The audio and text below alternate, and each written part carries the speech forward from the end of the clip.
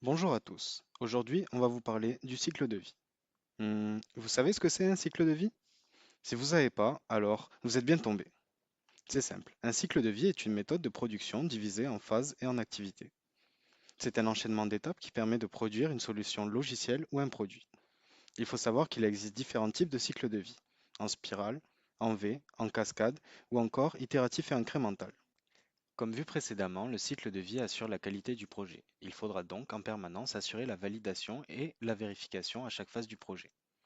La validation et la vérification sont en général garanties par la mise en place d'inspections et de revues.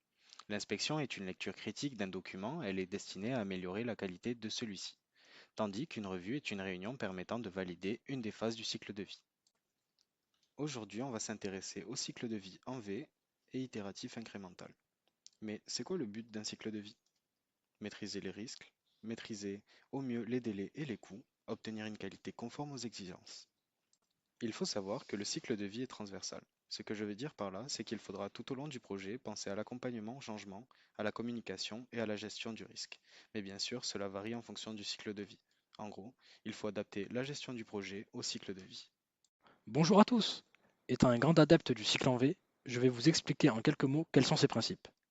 Il faut savoir que la grande force du cycle en V, c'est qu'il définit assez précisément la manière dont les choses devraient se passer. Le but de ce cycle est de réaliser les différentes étapes d'un projet, les unes après les autres, et de limiter les retours en arrière. Comme vous pouvez le voir sur le schéma, on peut diviser la procédure en deux étapes. Le flux descendant, qui vise à détailler le produit jusqu'à sa réalisation, et le flux ascendant, qui vise à valider le produit jusqu'à sa finition, c'est-à-dire son acceptation par le client. Dans le schéma du cycle en V, on peut distinguer trois grandes phases: la phase de conception, la phase de réalisation, ou encore dite de développement, et la phase de validation. Il faut remarquer que chaque étape ne peut être réalisée qu'une fois l'étape précédente terminée, mais qu'il peut y avoir autant d'étapes que l'on souhaite. Bonjour à tous, je vais quant à moi vous expliquer ce qu'est le cycle itératif et incrémental.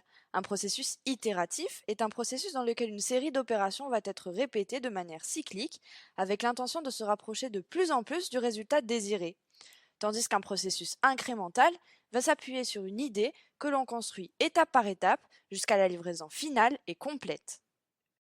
En combinant les deux, nous obtenons alors ce fameux cycle itératif et incrémental. Il s'agit de partir d'une idée, d'abord précisée itérativement, ensuite partiellement développée en un incrément fonctionnel, potentiellement livrable tel quel. Chaque incrément suivant vient alors s'ajouter aux incréments déjà développés pour se rapprocher petit à petit du produit final. Figure-toi, Nathalie, que le principal avantage lorsque tu travailles avec un cycle en V, c'est que la présence du client, elle n'est pas forcément nécessaire.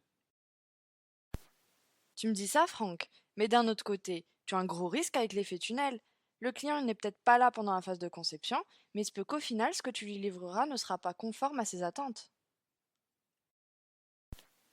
Nathalie, tu te calmes. Ce risque-là, il est diminué grâce à tout le travail d'analyse et d'expression de besoins effectué au préalable.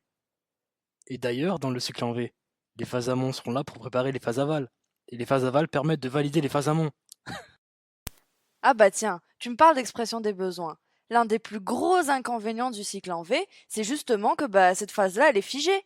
Une fois finie, on ne peut plus les modifier. Alors que sur des méthodes itératives incrémentales, ils peuvent évoluer entre les incréments. Et ça, c'est pas négligeable, Franck. Mais ce que tu oublies de dire, Nathalie, c'est que toute la difficulté réside dans l'identification des incréments. Tu dois les définir de façon efficace, sinon tu as un risque d'incompatibilité avec les incréments que tu auras à développer dans le futur. Voyons. Mais justement, si tu arrives à bien définir tes incréments et que tu pousses la méthode à fond, eh ben tu peux arriver à développer parallèlement les incréments, et là, tu peux raccourcir tes délais. C'est bête et méchant, mais si tu ne maîtrises pas correctement tes itérations, tu as non seulement un risque de dépasser les délais, mais aussi les coûts. C'est ce qui est fondamental pour le client. Bon, je vais prendre un exemple pour illustrer le modèle. Si tu veux créer un téléphone en utilisant le modèle itératif, tu vas à chaque itération développer une fonction du téléphone. Du coup, sur la première itération, tu vas développer par exemple pour la fonction d'appel l'écouteur et pour la fonction SMS le texte. Et à chaque itération, tu vas ajouter une fonctionnalité à chaque fonction. Sur un modèle incrémental, tu vas développer le téléphone en le divisant en incréments. Chaque incrément va alors correspondre à une fonction entière du téléphone. Nathalie, sérieusement, ton histoire de téléphone, elle ne tient pas debout. Parlons plutôt des types de projets. Quant à moi, je persiste et je signe. En V, j'ai pas forcément besoin du client. Il suffit qu'une entreprise ait l'habitude d'externaliser, et c'est bingo, je peux réaliser mon projet selon V. De plus, on peut rajouter que les petits projets et les projets à faible risque sont mieux réalisés en V. Et ça, tu ne peux pas me contredire là-dessus. Oui, j'entends bien, mais sur des projets à haut risque ou nécessitant une grande flexibilité et des livraisons rapides et fréquentes, le cycle itératif incrémental est particulièrement adapté. Oh, calmez-vous. Franck, Nathalie, aucun de vous donner agile. Ouais, mais je suis quand même un peu plus agile que toi, hein.